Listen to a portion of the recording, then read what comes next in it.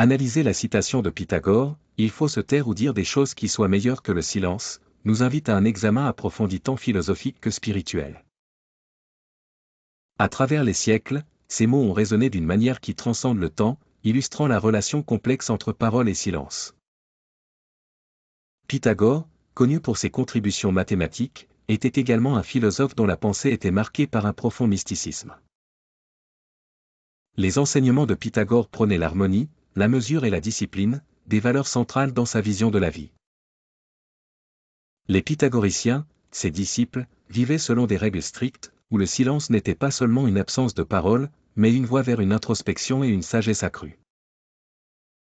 Dans l'interprétation de cette citation, le silence se révèle être bien plus qu'un simple vide, il devient un espace de plénitude intérieure, une occasion pour la réflexion personnelle et l'écoute profonde, tant de soi que des autres. Dans nos vies contemporaines, souvent encombrées de bruit constant, le silence offre une pause nécessaire pour comprendre avant de réagir. Cette philosophie du silence résonne avec divers enseignements philosophiques et spirituels.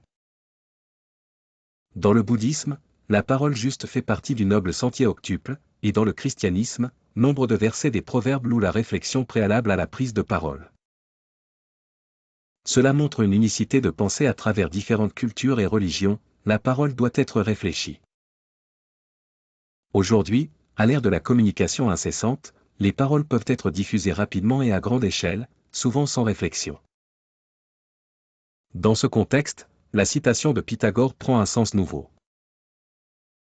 Elle nous rappelle que chaque mot doit être choisi avec soin, pesé pour sa vérité, sa bienveillance et son utilité. Cela nous conduit à penser que parfois, la sagesse réside dans le fait de ne pas parler, lorsque nos mots n'apportent aucune valeur ajoutée à la conversation ou peuvent causer plus de tort que de bien. Ce n'est pas un appel au silence face à l'injustice, mais plutôt une invitation à parler lorsque cela est nécessaire et bénéfique. En conclusion, la sagesse de Pythagore en matière de communication est une sagesse transcendantale. Elle nous enseigne la modération et la réflexion comme piliers de nos interactions verbales.